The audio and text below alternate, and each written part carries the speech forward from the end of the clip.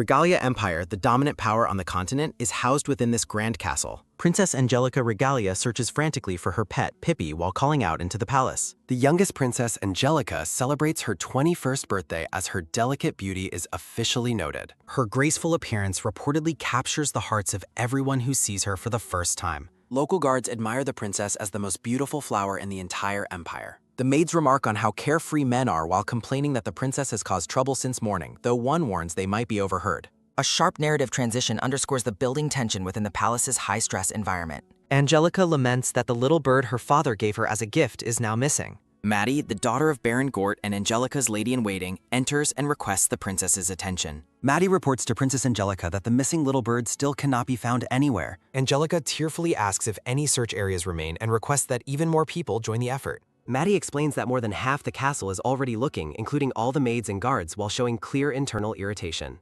Angelica expresses fear that the missing bird will be killed by a larger predator if not found soon. Maddie reflects on her own duties, showing visible resentment at the princess's single-minded focus on a pet.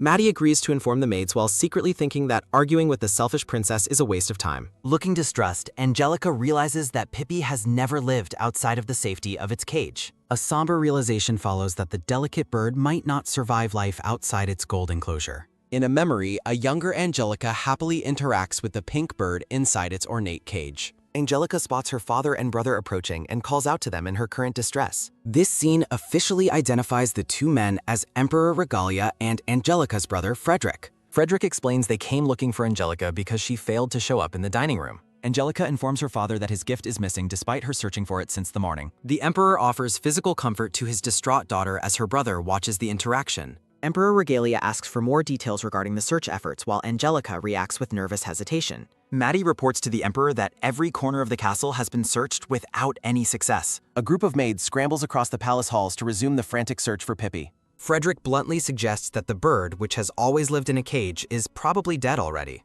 Angelica bursts into tears and accuses her brother of being mean for his pessimistic outlook. Frederick quickly apologizes to Angelica, realizing that his attempt at realism has made her cry. While Frederick tries to smooth things over, Maddie watches the siblings with a critical, weary expression. Frederick suddenly changes his tone and authoritatively orders more people to join the search party immediately. Emperor Regalia announces his intention to personally join the search for the bird in the garden. Angelica asks her father for permission to help search, as she wants Pippi found as soon as possible. The Emperor reluctantly agrees, but strictly forbids Angelica from going beyond the castle gates. Overjoyed by the permission, Angelica thanks her father with a bright and grateful expression. As the Emperor walks away, Frederick watches him with a knowing and subtle smile. Frederick questions his father's decision to spoil Angelica and asks if he should be stricter with her. The Emperor claims Angelica needs only innocence and loveliness, not development as an independent woman. A metaphorical birdcage surrounds Angelica as the Emperor vows she will live with a chosen husband. Frederick smiles with a look of complete understanding regarding the Emperor's plan for his sister. Angelica wanders to the edge of the garden, reaching the dormitory of the royal guards. A sharp blade cuts through the air with lethal precision amidst the garden trees. Angelica stops in her tracks, her eyes wide with shock at what she has discovered. A shirtless man with dark hair stands in the sunlight, glistening with sweat from training. From the bushes, Angelica observes the dark-haired man practicing his sword techniques in the clearing. A moment of intense focus occurs as the princess and the guardsmen potentially notice each other. The dark-haired man executes a powerful overhead strike with his blade, focused entirely on his practice. Sunlight glints off the sword as the man's expression remains one of fierce determination. Angelica's eyes sparkle with newfound admiration and curiosity as she watches the skilled warrior. The training session ends as the man drives his sword into the dry, cracked earth. Angelica startles as a branch snaps behind her, interrupting her frantic search for Pippi. The shirtless man, Ziegart, turns around after completing a strenuous and focused training session. Ziegart notices Angelica hiding in the bushes and addresses her with formal recognition and surprise. Angelica emerges from the foliage and apologizes for unintentionally spying on his private practice session. Ziegart casually dismisses the situation while beginning to put his white shirt back on. Ziegart insists that the princess shouldn't apologize to a subordinate and urges royal self-awareness. Angelica demurely accepts his advice while clutching her dress in a moment of quiet humility. Ziegart maintains a stoic and steady gaze as he focuses his attention on the young princess. Ziegart warns Angelica about the dangers of being alone and offers her a protective escort. The topic shifts to her missing pet, catching Ziegart's attention as he listens to her. A mental image of an empty golden cage highlights the mystery of the missing little bird. Angelica beams with joy and thanks Ziegart with a bright and flowery expression of gratitude. Angelica shyly requests that Zeegart use a more intimate nickname when they are alone together. Zeegart stares back at her, processing the princess's request for a closer and personal connection. The princess reacts with a mix of surprise and shyness as their conversation becomes personal. Zeegart finally speaks the intimate nickname, deepening the emotional bond between the guard and princess. Overcome with pure happiness, Angelica grasps Zeegart's hand while surrounded by a field of flowers. The two stand together in the sun-drenched garden, sharing a peaceful and highly romantic moment. The mood shifts drastically as Zeegart's expression hardens and Angelica senses something is terribly wrong. A gruesome discovery awaits them as Pippi lies dead and motionless on the garden path. Angelica lets out a piercing scream of horror upon seeing her beloved pet's broken remains. Distraught, the princess tearfully cradles the dead bird and apologizes for letting it out of sight. Zeegart observes the scene and concludes that a predatory cat killed the defenseless little pet. A close-up of Zeegart's eyes reveals a sharp focus as he senses something suspicious. Zeegart reflects that it is highly unusual for cats to wander into the specific garden area. Angelica continues to weep uncontrollably while holding the tiny, lifeless form in her trembling palms. Zeegart provides physical comfort by pulling the heartbroken princess into a firm and protective embrace. Tears stream down Angelica's face as she calls out his name in her profound grief. A single name echoes through the silence, marking a pivotal turning point in their shared story. Zeegart offers a gentle, almost melancholic smile as he looks down at the sobbing princess. The scene cuts to a dark dungeon where a grim-faced Zeegart stands in full armor. Angelica looks up in absolute terror, her face illuminated by a harsh and cold light. Zeegart draws his sword and points it directly at the princess, who is now heavily shackled. A narrative interlude highlights various figures within the Empire, suggesting a wide-reaching and complex conflict.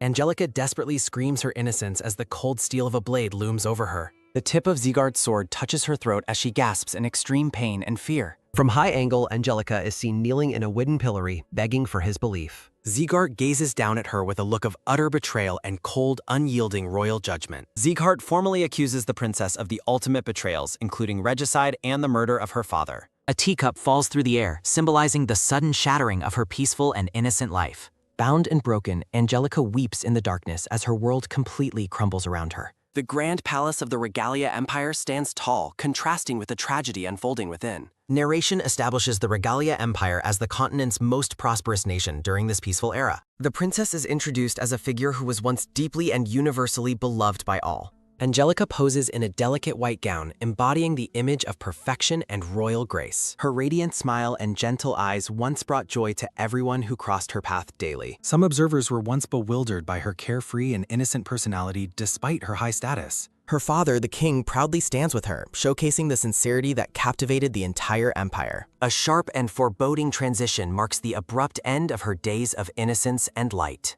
A shattered teacup lies on the floor, leaking its dark contents as a final, tragic metaphor. The story begins with Princess Angelica imprisoned, her royal status confirmed by the cold dungeon narration. A flashback shows a peaceful afternoon in the palace gardens where doves fly freely overhead. Angelica happily prepares to serve tea during a family gathering in the sunlit royal garden. As her father and brother watch, Angelica carefully pours tea for her father, the emperor. Narration chillingly notes that the emperor drank the specific tea served by his young daughter. Suddenly, the emperor's expression twists as he begins to violently cough up fresh blood. Horrified by the sudden collapse of her father, Angelica screams out in absolute terror. The delicate teacup falls and shatters on the ground, spilling its now poisonous dark contents. Frederick and the maid react with shock as they realize the emperor has died. Trembling with shock, Angelica stares at her father's body while tears stream down her face. A maid points an accusing finger at Angelica, screaming that she is a royal murderer. Zeegart holds a blade to her throat as Angelica asks if even he believes she killed her father.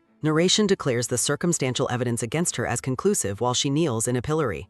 Guards search her room as narration explains that poison powder was discovered hidden inside her private drawer. Zeegart tells the princess she is in no position to plead innocence for her crimes. Locked in the wooden pillory, Angelica desperately denies having any knowledge of the toxic powder. A final, desperate cry of ignorance echoes as the evidence continues to mount against her. The judge presides over a trial that is conducted with an unusually fast and suspicious pace. A blood-stained guillotine looms as the court sentences the princess to death for the following day. Blood spatters across the lethal blade, signifying the tragic and violent end of her life. Stricken with disbelief, Angelica utters a single word of denial as her execution date is set. Zeegart asks why the emperor was killed, while Angelica desperately insists that she truly does not know. Internally, Angelica begs for Zeegart's belief, convinced he knows she is incapable of such cruelty. She remembers their secret relationship, hoping their year of intimacy would mean something to him. Sieghart remains stoic and silent, his cold gaze offering no comfort to the distraught princess. Angelica feels hope as Sieghart sheathes his sword, but he remains silent and unmoving. Her hope vanishes instantly as Sieghart turns his back on her and begins to walk away. Sieghart mocks her as a foolish princess, revealing he only acted kind on royal orders during their charade. Sieghart tells the princess he would have granted her a warrior's death if she had told the truth. Sieghart delivers a final insult about her being a fool as Angelica screams out in absolute denial. Their shared memory shatters like glass as Angelica realizes their entire relationship was a lie. The cell door slams shut, leaving the princess alone in the dark as her lover departs. Angelica collapses onto the stone floor, her heart-wrenching screams filling the silence of the dungeon. A massive crowd gathers in the town square to witness the execution of the fallen princess. Commoners gossip maliciously, stripped of their former respect and labeling her a common criminal. Barefoot and broken, Angelica begins her final walk toward the wooden platform of the guillotine. Chained and wearing a tattered gown, she endures the crowd's questions regarding her father's murder. Angelica maintains her innocence in her thoughts, certain that someone has deviously framed her. She realizes with despair that no one will help her and her trust is completely shattered. Amidst the sea of angry faces, Angelica suddenly spots a familiar person standing in the crowd. The princess recognizes Maddie, her personal maid, watching the grim procession with a stern expression. Angelica fears for her maid's safety while Maddie secretly insults her as a spoiled and airheaded brat. Maddie smirks with malicious relief, glad she no longer has to serve the high-maintenance princess. As she faces the end, Angelica reflects on her foolishness and the betrayal she has suffered. A sudden surge of defiance rises as she declares the injustice of her situation as unacceptable. Time seems to slow down as a large clock tower's hands tick toward the midnight hour. Angelica awakens with short hair and wide-eyed shock as her surroundings shift into blinding light. A mysterious figure dressed in a blue cloak and white waistcoat appears before the girl. Angelica struggles to identify the man with long green hair who stands silently before her. The green-haired man adjusts his dark cloak, his presence marking a mysterious shift in her fate. The man introduces himself as Edgar and identifies his role as a mage. Angelica is shocked by the revelation, wondering if he belongs to an ancient magician lineage. On the execution platform, Edgar stands before the shackled princess as time suddenly freezes. Angelica observes the frozen crowd and realizes the world has come to a standstill. Edgar adjusts his monocle while explaining his mastery over forbidden time manipulation magic. He decided to skip the pleasantries and get directly to the point of his arrival. Looking down at the imprisoned princess, Edgar formally declares his intent to save her. Angelica is showcased as the time-reversing princess who is about to change her fate. Edgar proposes an exchange and offers Angelica a cluster of glowing, multifaceted gems. A collection of sparkling pink and blue magic stones rests within the mage's palm. Angelica catches the falling gems in her bound hands, questioning the nature of these items. Edgar identifies the magical artifacts as stones capable of reversing the flow of time. He tells her to use one by concentrating on the desire to return to before. Narration explains that the depth of her willpower determines how far time rewinds. Angelica looks at the stones and asks why he is giving them to her. Edgar explains the creator cannot use the stones and places the burden on her. Angelica remains silent as she weighs the heavy responsibility of using the magical gems. Edgar urgently warns her to hurry because his time manipulation spell is about to expire. Angelica wonders if it is truly possible for her to rewind her tragic history. Kneeling in her chains, the princess focuses her mind as the magic begins to glow. Narration sets her primary goal to protect both her father and her own life. Edgar reveals his price for the stones is that she must eventually save his sister. A close-up of Edgar's eyes shows a determined resolve as the final deadline approaches. Thoughts of the wicked man responsible for her downfall fuel Angelica's resolve to succeed. Angelica ponders the exchange condition while clutching the stones tightly in her shackled hands. The clock hands snap together as the hour of her execution finally arrives. As the guillotine activates, Angelica desperately wonders if time will truly flow backward. The executioner pulls the cord to release the heavy blade hanging above the princess. The lethal blade drops rapidly as the final moments of her current life tick away. Angelica braces for the end, closing her eyes as the cold steel rushes toward her. With everything on the line, she mentally screams the command to turn back time. She wishes to return to the peaceful days when her father was still alive. Reality shatters and warps as the magic stones activate, consuming her surroundings in light. Angelica floats through a mystical void filled with floating clock faces and celestial energy. She spots a blinding light ahead, hoping it represents the exit back to the past. The princess reaches toward the glowing portal as her journey through time intensifies. Angelica panics as the exit seems to drift further away during her high-speed descent. She reaches out into the void, screaming in desperation as she fears failing the transition. The scene shifts to a quiet, tree-lined road under the deep blue night sky. Angelica awakens lying on the dirt path, now dressed in a clean white gown. She sit-ups while groaning in pain, disoriented by her sudden change in surroundings. She looks at her clothing, noticing the transition from tattered rags back to finery. Angelica stands up and looks around the forest, confused about her current location and era. The heavy wheels of an approaching carriage rumble loudly across the uneven road. The carriage driver shouts a frantic warning for the girl to get out of the way. A horse whinnies as it bears down on the princess at a high speed. Angelica screams in terror as she narrowly avoids being trampled by the oncoming vehicle. The carriage driver pulls the reins to stop as Angelica falls onto the grass. Trembling, she realizes she almost died a second time immediately after escaping the execution. The carriage door begins to swing open, revealing a new presence on the dark road. Alf and Courtney react with shock, urgently asking the girl if she is all right. Disoriented in the grass, the blonde princess groans as she slowly regains her consciousness. Alf and Courtney stare in disbelief as they realize they have found Princess Angelica. Extending a helpful hand, the young nobleman asks the princess to accept his assistance. Angelica reaches out to take the offered hand while the noblewoman watches the interaction. Still processing her sudden transition, the princess hesitates with a confused and uncertain expression. The man introduces himself as Alf of Evans Marquisite alongside his younger sister, Courtney. Angelica urgently asks for the current date, leaving the noble siblings confused by her behavior. Demanding clarity, the princess asks again to know the specific year and current day. Alf clarifies that it is currently June 1st in the year 702 of the imperial calendar. A look of profound realization flashes across the princess's face as the date is confirmed. Angelica internally celebrates the success of the magic stones, confirming her return to the past. Glowing brilliantly beneath her bodice, the magical gems confirm the activation of their chronokinetic power. Fireworks burst over the castle as Angelica realizes today marks the Empire's grand founding festival. Alf explains they were traveling toward the festival and asks if she sustained any injuries. Noticing her attire, the princess recognizes the dress she wore for the festival years ago. Looking at the magical stones, she realizes the entire world has reversed along with her. Smiling gently, Angelica reassures the worried pair that she is fine and apologizes for worrying them. The princess performs a graceful curtsy, radiating a serene and elegant presence in the moonlight. Expressing her sincere appreciation, Angelica formally thanks the noble siblings for their timely assistance. With a determined gaze, the princess focuses on the new opportunity to rewrite her destiny. Overcome by her beauty and grace, Alf and Courtney blush while staring at the princess. Alf clears his throat awkwardly and offers to escort the princess back to the castle. Accepting the offer, Angelica prepares to board the carriage as it waits on the road. Seated inside the lavish carriage, the princess remains quiet as they begin their night journey. The noble siblings continue to observe their royal passenger with looks of concern and curiosity. Angelica requests that they keep the encounter confidential to avoid any potential disgrace or scandal. Alf smiles and reassures the princess that he does not mind keeping her secret. Internally, he acknowledges that admitting he nearly ran over the princess would be very problematic. Courtney expresses her immense joy and honor that the princess remembered their family names. Alf narrows his eyes slightly, carefully analyzing the princess's behavior during their quiet carriage ride. While Angelica smiles, Alf wonders why she was alone on the road and if an incident occurred. Ultimately, the nobleman decides to drop the matter as he continues to watch the princess. Alf recalls her rare banquet appearances, noting her previous reputation for being youthful and innocent. He observes that the princess now projects a much more mature aura than he originally imagined.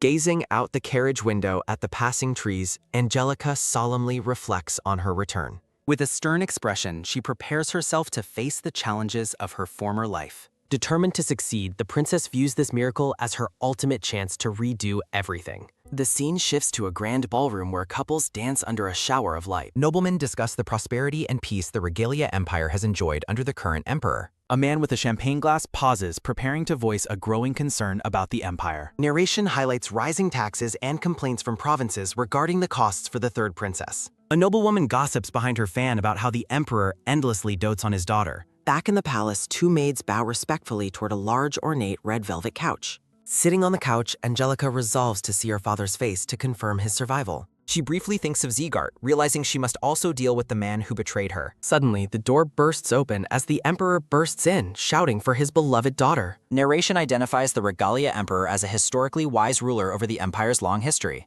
His exceptional military prowess is shown as he led the empire to conquer many surrounding nations. However, he has become increasingly forceful, using military strength to suppress all forms of dissent. Angelica rushes toward her father, the emperor, and screams for him in a desperate, emotional voice. Angelica collapses into the Emperor's arms, clutching his robes while he stares in stunned, confused silence. The Emperor calls out to his daughter, asking why she ventured outside without any royal guards. As she sobs against her father's chest, Angelica is overwhelmed by the realization that he is alive. The Emperor stands frozen, his hands hovering awkwardly as his daughter continues her intense emotional breakdown. He mentions that her constant weeping makes him feel powerless to help her current distressing situation. Isabella stands with her sister, complaining about Angelica's public scene just as the festival begins. The Emperor holds the princess close while the black-haired knight watches the display with visible concern. Looking up through her tears, Angelica internally confesses her deep longing to see her father again. She smiles softly while crying, thinking about the long time she spent wishing for this reunion.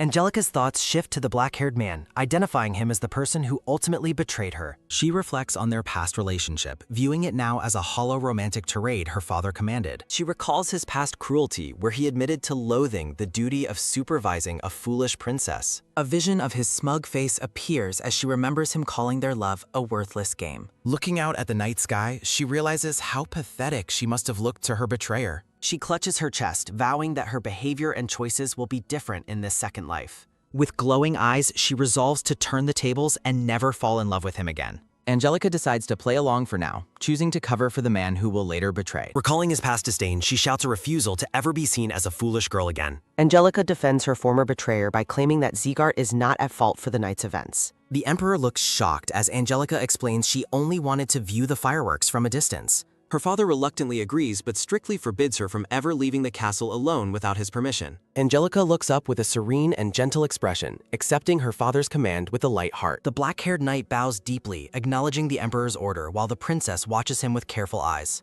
Angelica suggests that Zegart would be more useful remaining at her father's side for the royal guard. The Emperor dismisses her suggestion, stating he will simply call for Captain Aaron from the guard instead. Angelica looks worriedly at the knight, realizing her father is intentionally trying to create romantic opportunities. She decides to stop resisting, figuring that further protest will only cause more trouble for her plans. Grace and Isabella protest their father's leniency, demanding that Angelica receive punishment to set a proper example. A solemn painting depicts the late Empress, who passed away 10 years prior to the current events. The narration identifies the 3 children born to the late Empress, Frederick, Grace, and the younger Isabella. Text explains the Emperor's first marriage was political, as his true heart belonged to a consort named Rosamia. The Emperor is shown with a joyful and warm expression, reflecting on the love of his life. Despite giving birth to the princess, Rosamia was never elevated to a status higher than a simple consort. The scene turns somber as the narration notes that everything changed when Rosamia eventually died from illness. Following the tragedy, the Emperor officially recognized Angelica and began to spoil the young princess quite excessively. The 2 elder sisters look on with intense jealousy, thinking Angelica is a manipulative troublemaker acting innocent. Angelica turns toward her sisters with a surprised and wide-eyed expression as if noticing their presence late. The princess bows low and offers a sincere apology to her sisters for her careless festival behavior. Grace and Isabella are stunned by her sudden politeness, asking if she has suffered some head injury. Angelica resolved to take full responsibility for her future actions and change her former reputation in society. She walks away from the shocked group, determined to avoid causing any more trouble for her family. The Emperor watches her departure with a puzzled look, questioning the sudden change in his daughter's aura. Angelica and Zegart walk through the grand palace hallway in a tense and silent formation together. The black-haired knight breaks the silence, asking if he might have permission to speak with the princess. Angelica tells herself to remain calm, remembering that their past romantic entanglements are still 1 year away. Narration identifies Zegart Taylor as a talented vice captain who rose to the military ranks via personal merit. He is described as a genius swordsman and an honorable knight who is highly favored by the Emperor. A dark and blurry visual represents the shifting, uncertain atmosphere of the current historical timeline. The knight's intense gaze remains fixed on the princess as the atmosphere between them grows increasingly heavy. Angelica reflects sadly, thinking that rather than having special feelings, Zegart likely resents her. An off-screen voice asks why she was outside the castle, prompting her to lie. Angelica replies, "Well, I wanted to watch the fireworks alone, so I snuck out." Zegart observes the princess with a sharp and intensely skeptical expression during her explanation. Angelica feels like she's being interrogated, thinking there's no way the conversation stays lighthearted. She notes, "I might have worried for nothing." Smiling gently amidst flowers, Angelica reassures the knight that she will never act thoughtlessly again. She addresses him directly as Zegart. The black-haired knight remains frozen in wide-eyed silence, visibly startled by the princess's newfound maturity. Zegart notes how unlike Princess Angelica this is, recalling she never cared about trouble before. A piercing, blood-curdling scream echoes through the palace, catching both the princess and Zegart off guard. The atmosphere shifts as an intense focus falls upon the unfolding crisis within the royal palace. The loud, agonizing scream continues to ring out, signaling a major catastrophe has occurred nearby. Angelica pauses in realization, questioning if the scream she just heard belonged to her sister Grace. Sieghart immediately sprints toward the source of the noise, while Angelica calls out Zieg in concern. Panic-stricken, the princess chases after the knight as they race through the vast ornate palace corridors. The pair approaches a set of massive closed white doors where the disturbance originated. Sieghart forcefully bursts through the doors, scanning the room for threats with his hand on his sword. Angelica rushes in behind him, beginning to say actually before witnessing the grim reality inside. The princess gasps in utter horror, her eyes wide as she stares at a devastating scene. A dark, heavy shroud of despair settles over the room as the shocking truth is revealed. A soldier is shown stabbing the Emperor as Sieghart and a petrified Angelica watch in horror. The Emperor lies in blood. Angelica thinks, why? How did this happen? Father wasn't supposed to die for another 3 years. Angelica cries out, "You!" in fury, while Sieghart moves to confront the assassin. Clasping her magical stone, Angelica desperately prays, "Please, time, please turn back." The room remains unchanged and silent, the miraculous time-turning power failing to trigger as requested. Frustrated and terrified, Angelica wonders why time isn't rewinding as it did once before. The assassin seizes the moment to flee, leaving the princess crying out that he's running away. The culprit leaps through the open window into the night, attempting a swift and desperate escape. Sieghart leaps after the fleeing man, shouting a challenge and asking if he truly thinks he can escape. The knight unleashes a powerful, glowing sword strike to intercept the assassin mid-flight. The assassin crashes to the floor, severely wounded and unable to continue his flight. Sieghart demands, "Speak, who sent you?" The assassin laughs, revealing the poisoned dagger and the Emperor's fate. The assassin bites down on something, coughing up blood as he takes his own life. The man collapses dead on the carpet, having successfully silenced himself before he could be interrogated. Looking down at the corpse, Sieghart realizes with a tisk that the man hid poison within his teeth. Angelica stands with her back to the room, her body trembling with grief and shock. The princess realizes with growing dread that at this rate she will be unable to save her father. A sense of powerlessness fills the grand hall as Angelica struggles to activate her chronokinetic abilities. She grips her hands together so tightly they shake, pouring all her will into a final attempt. Tears stream down her face as the princess continues her silent, desperate plea for a miracle. In a mental scream, Angelica begs to be taken back to the moment before her father was stopped. A blinding radiance envelops the princess as her intense desire finally forces the magical stone to react. The blue magical stone shatters completely as time begins to distort and spin violently backward. Countless clock faces whirl through a vortex of light, signaling a significant jump back in time. Angelica's eyes fly open in shock as the world settles into a new yet familiar reality. Grace and Isabella stand before her. One asks, "What's wrong, Angelica?" while the other asks if she hit her head. Stunned, the princess looks at her surroundings and realizes she has successfully returned to an earlier time. Angelica gazes at the broken shards of the blue magical stone resting in her palm. She looks at her shoulder in contemplation, questioning if her previous experience was a vision or a reality. Reflecting on her power, she realizes time rewinds depending on the strength of her desire. A comical, flustered Angelica wonders if sheer willpower is truly all she needs to travel through time. Angelica realizes she must focus on the exact moment she wants to return to for her next jump. Angelica reflects that those two specific things are the key to her current plan. The Emperor asks Angelica what she is doing and orders her to get changed. Angelica lets out a startled gasp as her father suddenly enters her private room. Angelica stands before the Emperor while a group of royal guards waits behind them. Sweating, the princess wonders where the culprit could have come from in this timeline. Grace tells Angelica to hurry and leave, mentioning she thought she was feeling better. Angelica stands in shock as a sudden, terrifying realization hits her regarding the situation. Narration reveals that the man standing behind Grace is an assassin targeting the Emperor. Pointing forward, Angelica shouts for her sister, Grace, to look behind her immediately. The black-haired knight looks toward the commotion with a startled and alert expression. Grace asks why Angelica is acting this way, defending her long-term guard. The fake guard is startled as a concealed dagger suddenly drops to the floor. Grace lets out a terrified scream as the shadow of an attack looms over her. The assassin sprints away into the hallway while a panicked Angelica watches him escape. Sieghart shouts for the culprit to stay put while he gives chase through the palace. The knight successfully tackles the fleeing assassin, pinning him forcefully to the carpeted floor. Sieghart stares down at the prisoner with an intense, focused, and unyielding gaze. The assassin grunts in pain as the knight holds him down, preventing his escape. The culprit offers a sinister smirk as he prepares to take a final action. Angelica warns Sieghart to watch out because the man is hiding poison in his teeth. Sieghart vows to keep him alive for questioning, but the man coughs blood and dies. A silver-haired official rushes into the room, shouting for His Majesty, the Emperor. Shifting to a new scene, a gray-haired woman looks on with a pensive expression. The black-haired man looks downward, appearing deeply troubled during their private conversation. Looking toward her companion, the gray-haired woman asks if he wants her to help. The black-haired man asks if she is really asking him that question right now. A woman with brown hair walks toward a bright light with her back turned. The black-haired man stands in silence, appearing to be blushing and deeply conflicted. The woman claims that the sound of a heartbeat is only heard from the dying. She notes it is strange since Kang Eun-sung was saved once before. Kang Eun-sung wonders if living too long has caused him some unusual side effects. The woman smiles and suggests he should try saving someone else this time. She argues this data collection will determine if Kang Eun-sung is a special person. Leaning closer, the woman suggests they may discover why he gained his immortality. The black-haired man considers her words, wondering if that truly is the current case. A close-up shows the woman's mouth as she offers a knowing and subtle smile. Time passes as the scene shifts to the ABS broadcasting building late at night. A news broadcast announces the mysterious reappearance of the lost Goryeo annals. A hand slams onto a desk in a sudden and intense fit of rage. An angry executive yells at his staff, asking what they were doing during the report.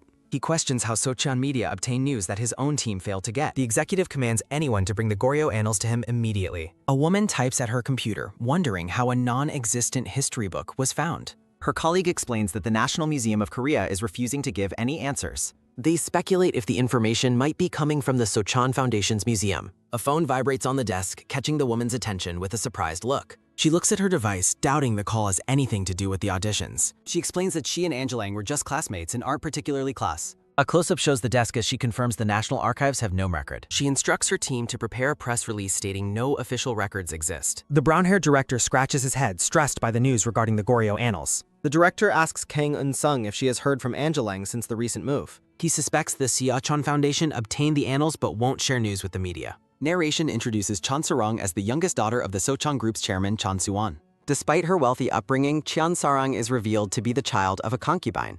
Chairwoman Gu Mi-hwa pushes her son's careers while delegating powerless Socheon Media to Sarom. The director explains that Gu Mi-hwa despises her husband, Chon Soo-an, due to his affair. The director asks Kang Eun-sung to use her connection with Sarong to investigate the annals. He decides to delay reporting speculative news, insisting they only broadcast verified and official materials. An angry executive rages in the background while Eun-sung worries about the department head's reaction. The director vows to protect the ABS reporter's integrity while he remains in his position. He tells Eun-sung he will handle their rival while she prepares for the upcoming audition. Kang Eun-sung's eyes sharpen with focus as she mentally prepares for the challenges ahead. Standing before the city lights, Kang Eun-sung contemplates whether to contact Chon Sarong immediately. The scene shifts to the tranquil, traditional-style architecture of a local Korean restaurant. A customer calls for more rice wine while various seafood dishes sit on the table. Reporter Han Jung-pil toasts to a night of heavy drinking and finding the Goryeo annals. The colleagues discuss Korean history while a woman tells them to drink in moderation. Amidst the conversation, a question is asked about a general who fought alongside Chuk Jun-young. Reporter Han smirks as his colleagues spit out their drinks in a sudden comedic shock. A black-haired man tackles Han Jung-pil while Eun-sung ignores the chaos to check her phone. Kang Eun-sung grows anxious as she realizes that Chon Sarong has not answered her calls. Sung-chan asks if Eun-sung is waiting for a call, but she dismisses it as press inquiries. When he notes she is clearly waiting for someone, Eun-sung tells him to mind his business. Kang Eun-sung makes a quick excuse about needing the bathroom to step away from the table. Walking down the stairs, Eun-sung realizes the small amount of alcohol has made her quite tipsy. Her heel slips on the stairs, causing her to lose her balance and let out a gasp. Eun-sung falls backward into the empty air, her eyes wide with shock and sudden fear. A man in a dark coat catches her mid-fall, preventing a serious injury on the stairs. Kang Eun-sung looks up in a daze, her gaze meeting the eyes of her unexpected savior. She lets out a confused sound as she finds herself safely held in the man's arms. Identifying the man as Jung Woo-jin, she asks how he is here while he asks her how much she drank.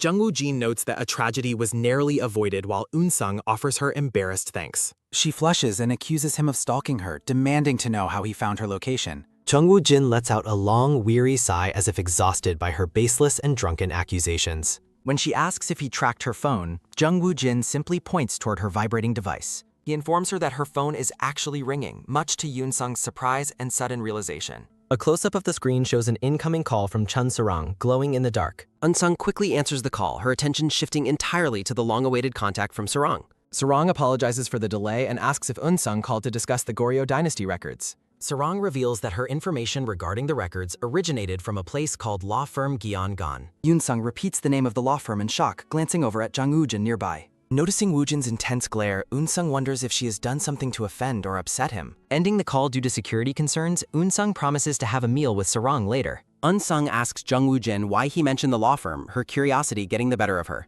She then shifts topics, questioning why he is speaking so casually to her during their encounter. Woo-jin claims he is significantly older than her, prompting Eun-sung to demand to see his identification. Woo-jin sighs, exasperated by her claim that he is acting suspicious while he tries to help. He produces his ID card to prove his age, leaving the drunken Yoon-sung completely stunned. Realizing Woo-jin is 7 years older, the 32-year-old Eun-sung suddenly feels her intoxication vanish. Kang Eun-sung apologizes for her earlier rudeness on the stairs, while Jung Woo-jin dismisses the apology. Jung Woo-jin questions which person Kang Eun-sung was speaking with regarding the Goryeo dynasty records earlier. Eun-sung questions his curiosity, wondering if the man before her is actually someone from her past. Narration reveals certain individuals hold a grudge against Eun-sung as Woo-jin maintains a very serious expression. Looking at the man, Eun-sung realizes his identity as Jung Woo-jin is exactly as she expected. Eun-sung asks if he is a shaman warned by ancestors while Woo-jin dismisses her bizarre claims. Eun-sung demands to know how he keeps finding her, but Woo-jin denies it's related to work. Woo-jin uses a logical analogy about following sound to explain how he locates her during calls.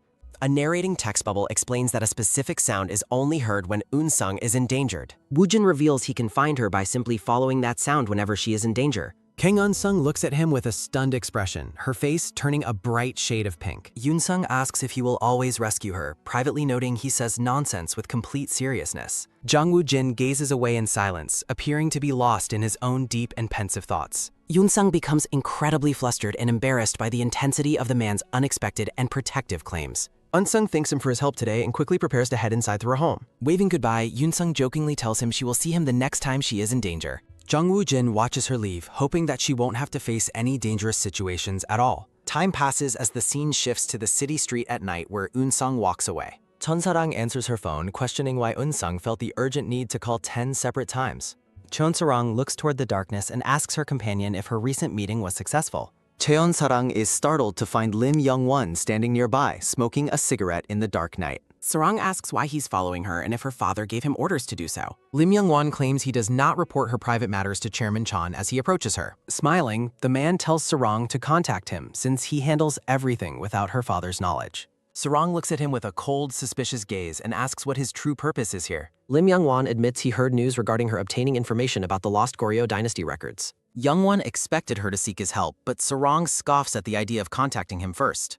A close-up of Sarang's eye reveals her remembering his previous promise to do anything for her. Sarang asks if he can obtain information about the person who donated the Goryeo dynasty records instead. Lim Young-won shrugs, noting that dealing with the law firm Gyeongan will be a difficult task. Sarang becomes furious, questioning why he offered help if he is unable to complete the specific request. The man in the hoodie lets out a short laugh at the woman's sudden burst of anger. Crushing his cigarette, Young-won clarifies that while the task is tricky, he never said he couldn't do it. Leaning close to her face, Young-won promises to do his absolute best to find useful information. Narration questions what Chon Sarang plans to offer the man in exchange for his help with the records. Lim Young-won grabs Sarang's chin forcefully, looking down at her with a sinister and mocking smirk. The man runs his thumb across Sarang's lips while she remains frozen in his tight, aggressive grip. Telling him she will consider his offer, Sarang glares and demands that he take his hand away. Releasing her, the man apologizes for his rudeness and mockingly warns her to be more careful now. A close-up shows Lim Young-won's face as he offers a chilling and satisfied smile toward the woman.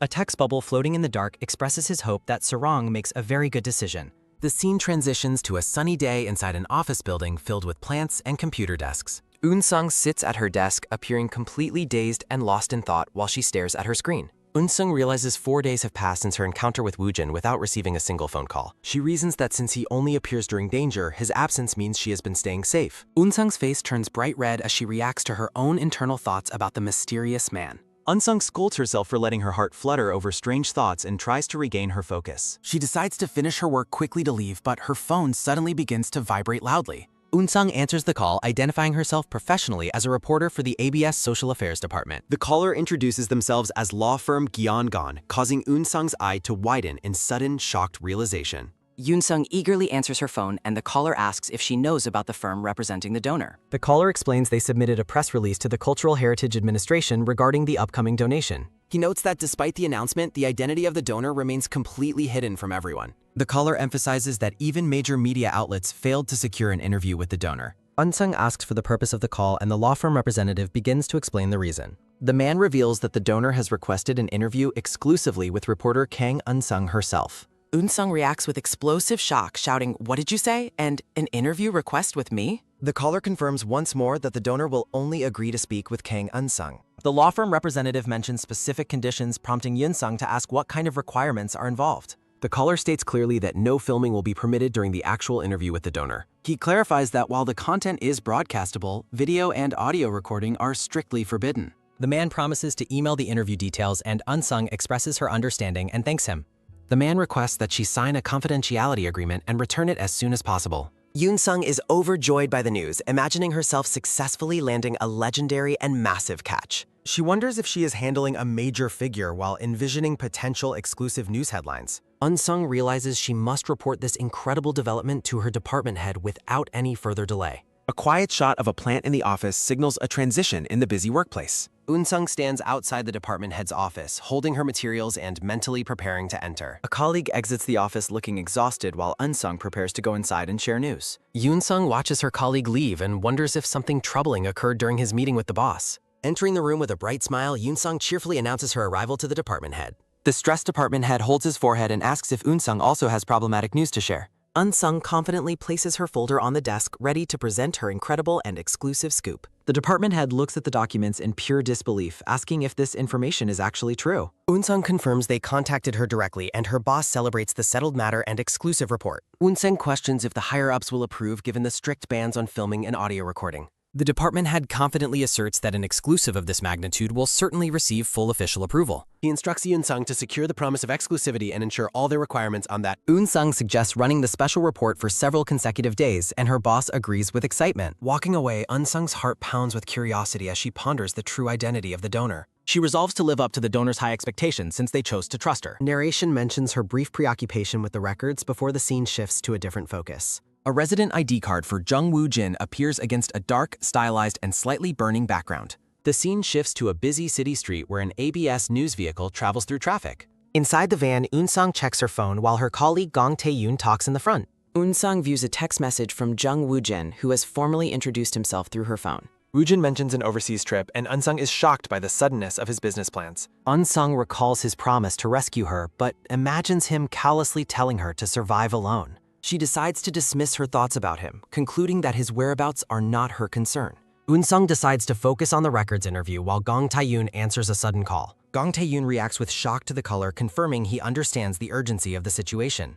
Eun-sung orders the driver to Gangnam Station, and Gong Tae-yoon asks what happened to prompt this. Gong Tae-yoon explains they are heading to a reported fire incident occurring near the busy station. Thick smoke rises from a building, highlighting the severity of the emergency situation in the city. Narration notes that a fire broke out in a building near Gangnam Station during the holidays. Eun-sung reports live from the fire scene, mentioning an upcoming official briefing by the fire department. Yoon-sung continues her live report as a woman cries out to her teacher in the background. The man in the wheelchair comforts the woman, explaining he escaped safely thanks to a photographer. Eun-sung asks the man to participate in an interview, and he agrees to share his experience. The man explains he noticed the fire via smoke because the alarm failed to sound.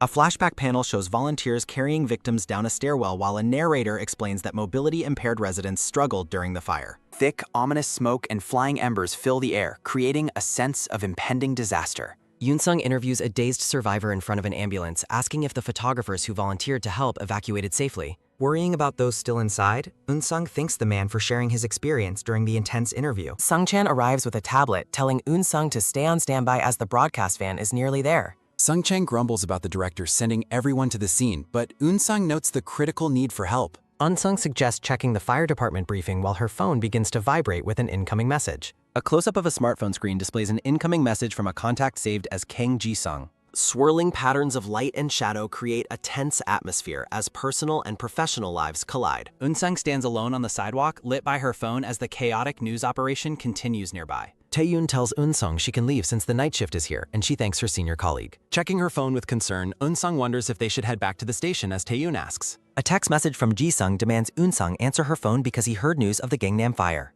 Eun-sung lets out a gasp of realization as she reads the alarming messages on her glowing phone screen. Gi-sung's follow-up message explains that their father went to Gangnam for photo volunteer work today and is now completely unreachable. Haunted by the fire, Yoon-sung realizes her father might be trapped while a voice says everyone has escaped.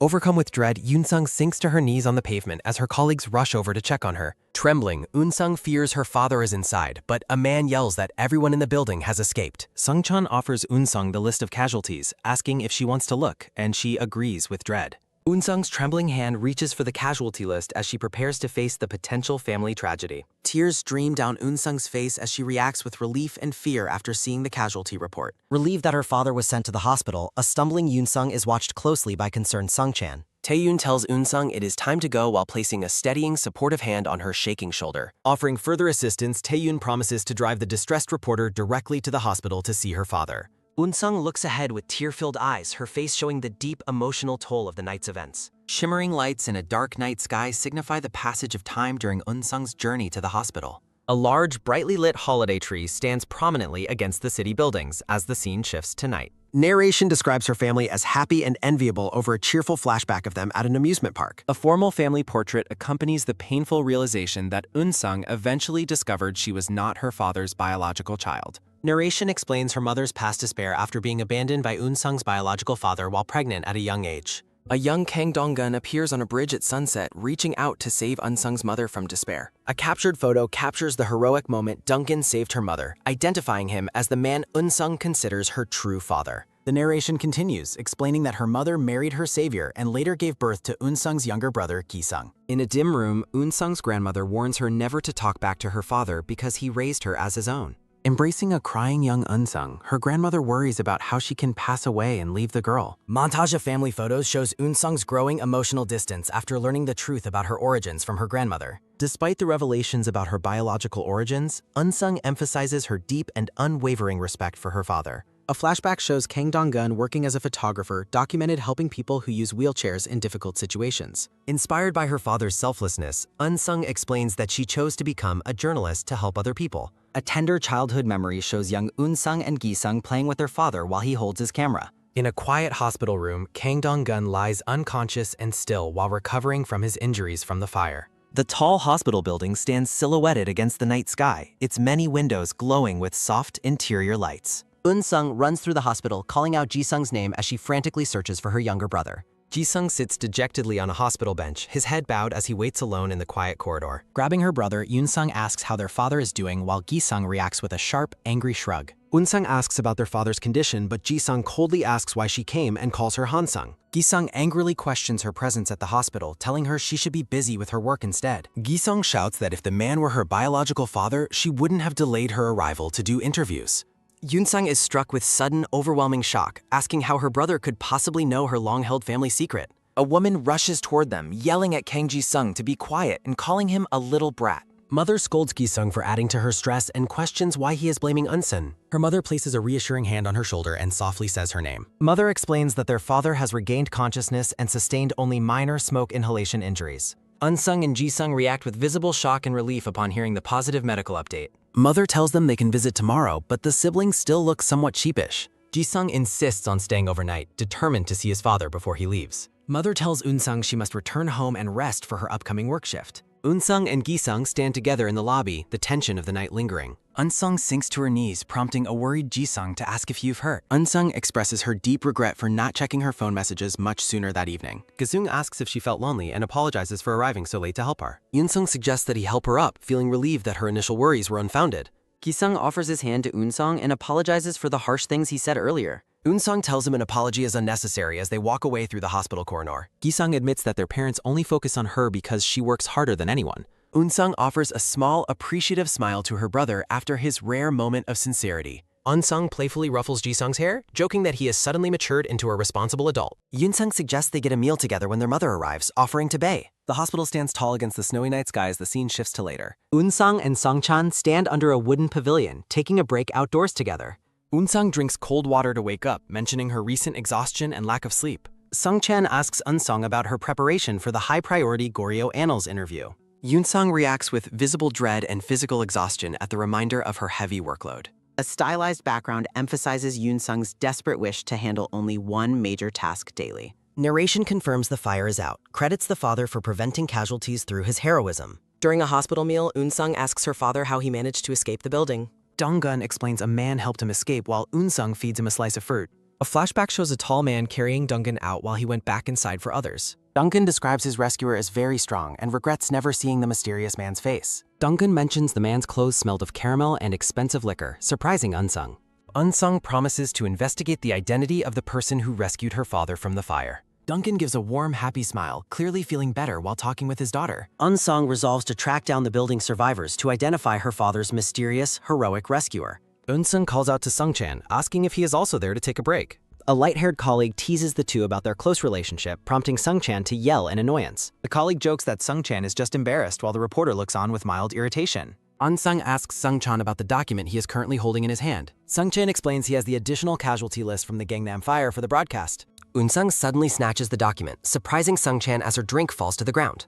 Eun-sung asks to see the list to find her father's rescuer while Sung-chan promises a copy. Sung-chan warns Eun-sung to be careful with the document needed for the upcoming news report. Eun-sung plans to scan the list for young men while the ABS building stands near matter. Eun-sung looks down at the casualty list, her expression shifting to one of sudden, intense confusion. An extreme close-up of Eun-sung's eye captures her shock at seeing a very familiar name. The name Jung Woo-jin stands out on the blurred list, surrounded by a dark aura. Eun-sung stands frozen in horror, clutching the casualty report as she processes the shocking discovery. Narration questions why Jung Woo-jin's name would appear on a list of fire incident casualties. The question repeats against a dark background, underscoring Eun-sung's growing sense of dread and disbelief. Her hands tremble while holding the paper, desperately hoping there has been some massive misunderstanding. Sung-chan approaches the distressed Eun-sung, asking if she found something unexpected or concerning on the list. A stumbling pair of feet moves across the ground as the shock of the news lingers. Standing before the tall broadcasting building, Eun-sung thanks Sung-chan for showing her the casualty list. In the courtyard, her colleagues watch her go while questioning her sudden and strange behavior. Eun-sung desperately pleads for the call to be answered within the empty, quiet hospital hallway. Clinging to her phone, the distressed reporter begs for a response to her urgent call. The automated voicemail message explains that Jung Woo-jin is currently away on an overseas business trip. Trembling with anger, Eun-sung questions how he could claim to be traveling while on a missing list. The call disconnects as a system message confirms the failure to reach the subscriber's phone. A moment of heavy silence follows the failed call, underscoring her growing sense of isolation. Overwhelmed by the suspected deception, Eun-sung collapses to the floor, certain that she is being lied to. She recalls Jung Woo-jin's promise to protect her, now doubting every word the mysterious man spoke. Looking at his image, she wonders if their entire connection was built on a foundation of lies. Eun-sung remains on the ground, the weight of the night's revelations finally breaking her spirit. Time passes as the white ABS van travels through the countryside, passing several long, arched greenhouses. The vehicle arrives at a grand stone winery building that serves as the night's high-stakes interview location. Sunlight bathes the impressive architecture of the winery where Eun-sung must perform her professional duties. Clutching her interview notes, Eun-sung stands before the building, looking tired and emotionally drained. PD Yang Min-hyuk complains about the freezing countryside air while Eun-sung listens with a distant expression. The glasses-wearing producer mentions seeing Eun-sung's name on the audition list for a news anchor position. Internally, Eun-sung sighs at the spreading rumors and the unsolicited opinions of everyone at the station. Exhausted by the constant social pressure, she wishes her colleagues would simply leave her alone. Eun-sung dismissively claims she is only filling space, but the producer questions her hosting qualifications. The producer continues to doubt her suitability for the role due to her relatively short professional tenure. Taeyoon suddenly interjects, firmly questioning if the producer believes reporter Kang is lacking in any way. Taeyoon defends Eun-sung's capability, citing her diverse experience across several different major reporting desks. Stunned by the unexpected support, Eun-sung gazes at Taeyeon as he validates her hard work and skill. The flustered producer suspects a romantic connection between the two after Taeyoon's passionate defense of his junior. Despite the awkwardness, Eun-sung feels a surge of gratitude, knowing Taeyoon is someone she can truly trust. Her pocket vibrates with an incoming notification, drawing her attention back to her glowing phone screen. Hope flickers in her eyes as she wonders if Jung Woo-jin has finally decided to contact her. A message from Gi-sung appears instead, informing her of their father's upcoming discharge from the hospital.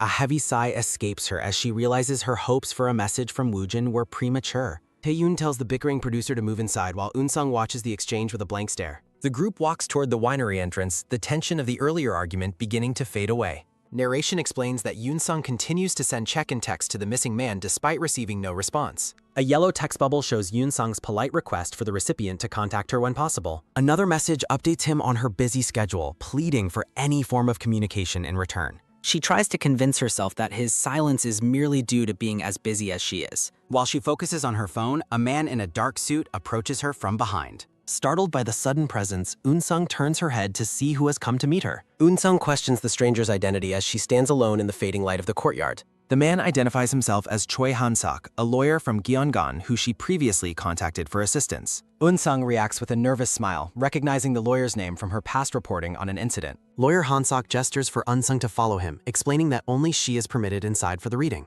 Eun-sung feels a sense of irony, wondering if this man is the firm's only available legal representative. Inside the dimly lit winery, a man stands with his back to the door, waiting for her arrival. Taeyoon places a reassuring hand on Eun-sung's shoulder, promising to wait for her on the first floor. He offers a warm, supportive smile and encourages her to finish the interview and return safely. Feeling strengthened by his kindness, Eun-sung gives a small nod and promises to return shortly. The scene shifts into the stone cellar, revealing racks of wine bottles and a dark staircase. Eun-sung stands before a man, confirming she has arrived at the correct interview location. She asks if the interview is here, he confirms and invites her to wait inside. Seated at a candlelit table, Eun-sung comments on the oppressive darkness of the cellar. As a heavy door shuts, she worries about the ominous setting typically seen in dramas. The sound of footsteps heralds his arrival as he moves down the cellar stairs. Eun-sung prepares her notes, curious about the mysterious donor who discovered the ancient records. From behind, the man expresses his gratitude for her traveling so far for the interview. He addresses her as Miss Kang Eun-sung, causing her to freeze in sudden, intense shock. A sudden noise startles her as the reality of the situation begins to sink in. She recognizes his voice immediately while he calmly invites her to sit and be comfortable. The donor stands before her, a dark-haired man wearing a white masquerade mask and vest. Her heart races in disbelief as she questions how he can possibly be standing there. The masked man stares back at her with a calm and somewhat mysterious expression. He takes a deliberate step toward her, his formal shoes clicking against the stone floor. Eun-sung continues to stare, her mind reeling as she tries to process his impossible presence. He breaks the silence, asking if she would prefer to conduct their interview while standing. A moment of profound realization strikes Eun-sung. He wasn't dead after all this time. The masked man offers a knowing, subtle smile as he watches her emotional reaction. Overwhelmed with relief, Yoon-sung's eyes well up with tears upon seeing that he is alive. Standing among the wine barrels, she expresses her deep gratitude and relief regarding his survival. She shifts her weight, her black heels clicking on the ground as the tension persists. Reverting to her professional role, Eun-sung introduces herself as an ABS reporter and thanks him. The masked man watches her intently, his gaze partially obscured by the white masquerade mask.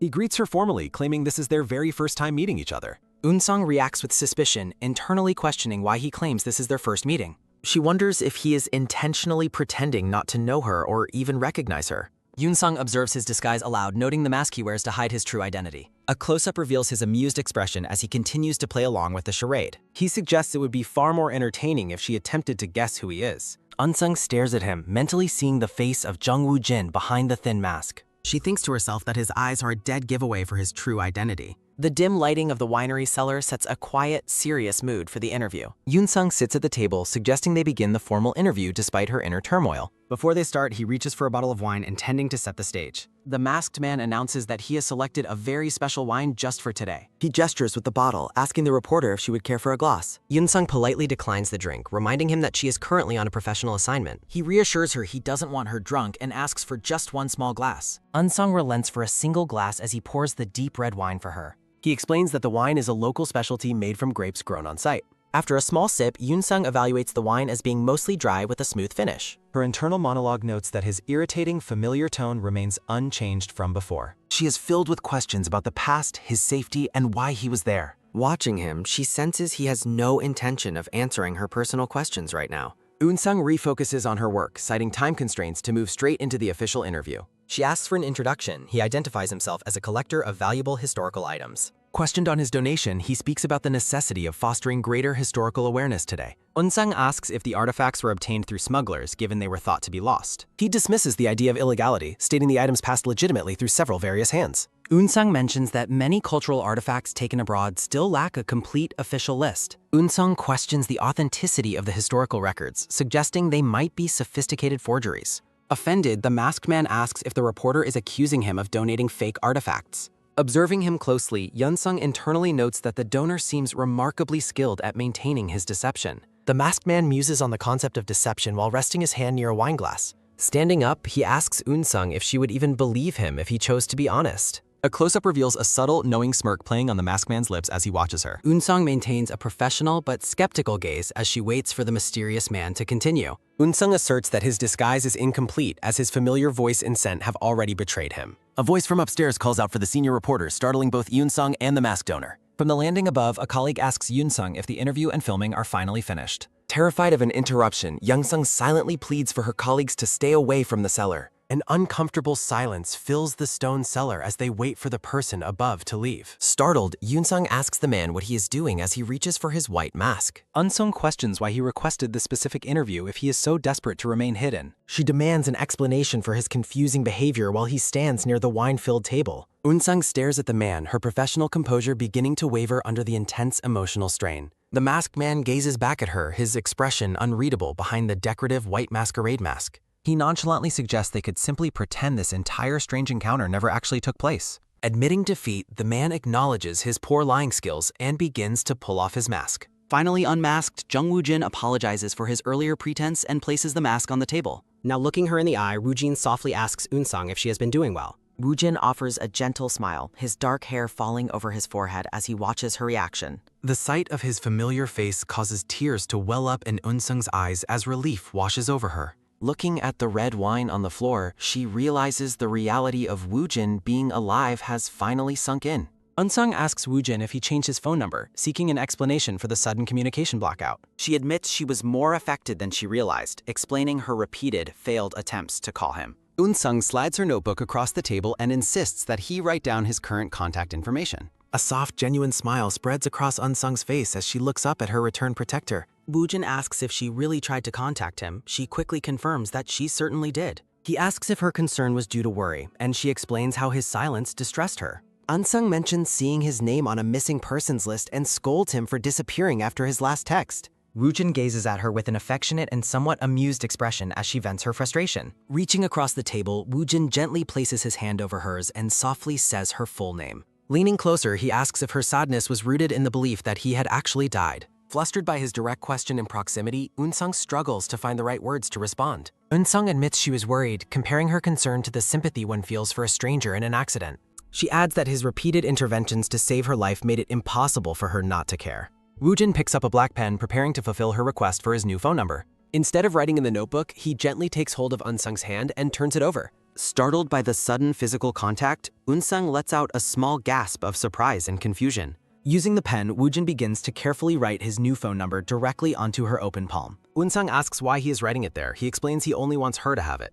Woo-jin flashes a charming smile, emphasizing that this number is intended for her eyes only. A deep blush stains Eun-sung's cheeks as her heart races from his unexpectedly intimate and bold gesture. Internally questioning his true nature, Eun-sung hears Woo-jin pivot back to the interview, promising personal answers later. Eun-sung attempts to regain her professional focus and suggests they immediately resume the official interview. She stumbles over her notes, realizing they already discussed the donation, while Woo-jin watches her with amusement. Eun-sung stares down at her notes, her heart pounding audibly in the quiet, candlelit stone cellar. Woo-jin thinks to himself that he can still clearly hear the rapid drumming of her heartbeat. A silver-haired man suggests that discovery might reveal the hidden truth behind a mysterious transformation into immortality. Woo-jin reflects on his curse, noting that even saving people hasn't revealed its true origin. He begins to wonder if Eun-sung herself might be the reason for his ongoing curse. Eun-sung looks forward with a soft, gentle smile that catches the man completely off guard. He questions if his need to find Eun-sung was driven by the mystery of his condition. Woo-jin remains silent, looking deeply conflicted as he brings a hand to his troubled face. The man admits to himself that he simply does not have the answers he seeks. Woo-jin wonders if he should share his story while Eun-sung asks how he acquired the artifacts. The black-haired man asks the reporter what his personal secrets have to do with her investigation. Realizing she spoke a thought aloud, Eun-sung gasps in surprise and asks him to pardon her. Woo-jin abruptly ends the conversation, apologizing and stating he cannot provide an answer right now. Startled by his sudden exit, Eun-sung shouts for Jung Woo-jin to wait as he walks away. Eun-sung protests his departure, asserting that he cannot just leave the room so suddenly like this. Frustrated with his own behavior, Woo-jin rubs his forehead while questioning what is wrong with him. A close-up of his eyes shows his shock as the reporter's voice rings out his name. Eun-sung asks why he is refusing the interview after she traveled so far to meet him. Woo-jin offers to send written answers later, but Eun-sung demands a proper explanation for his behavior. Eun-sung questions why he called her there if he only intended to provide answers in writing. Woojin pauses, looking caught as he struggles to find the right words to justify his actions. He looks away from her gaze, admitting that the situation is very difficult for him to answer. Eun-sung steps closer, offering to drop the subject if it is too painful for him to discuss. The tension between them remains palpable as the reporter moves into the man's personal space. Eun-sung leans in, suggesting that he actually wants her to notice the secret he is keeping.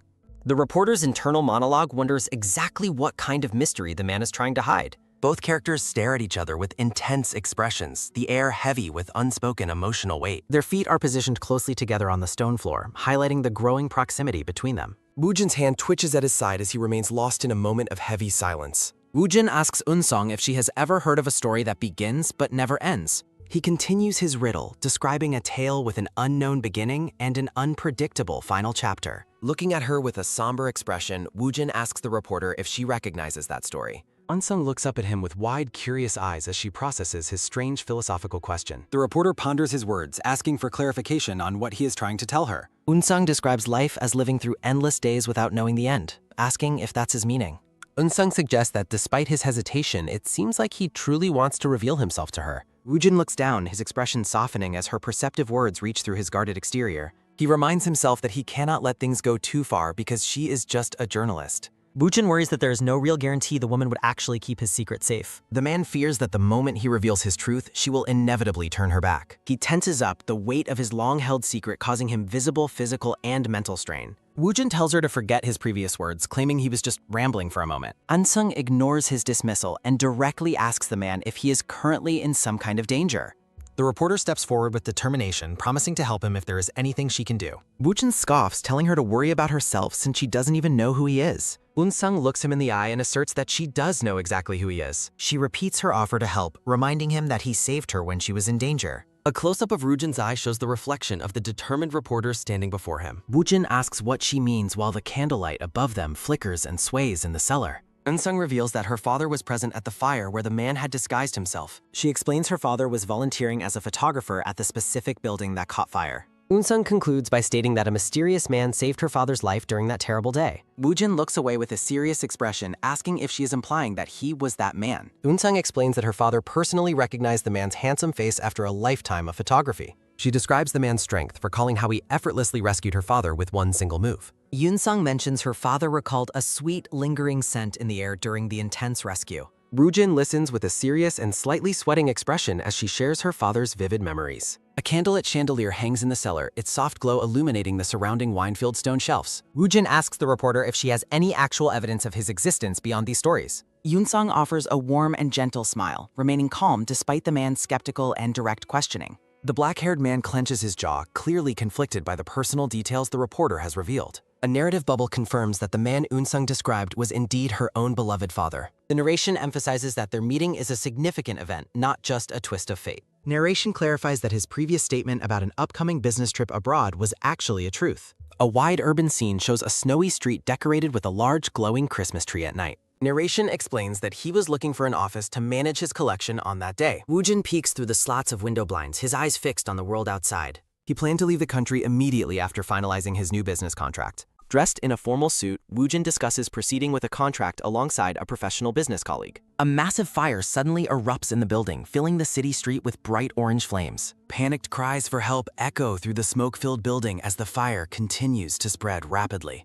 Woojin covers his face and instructs the survivors to stay calm as he enters the chaos. He helps a disabled woman escape, ordering her to leave her wheelchair and climb onto his back. Narration describes how good people risk their lives for others, identifying Woojin as one such person. A silver-haired woman asks the man why he doesn't save one more person while he's there. He reflects on his motivation, admitting he acts after seeing kind-hearted but weak people in danger. Eun-sung admits she was initially suspicious, wondering if the Sochon group had sent him to follow her. Now trusting him, Eun-sung declares that she truly believes Jung Woo-jin is a genuinely good person. Woojin looks away with a stoic and thoughtful expression as the reporter praises his kind character. A narration bubble dismisses her optimistic assessment, labeling her belief in his goodness a total delusion.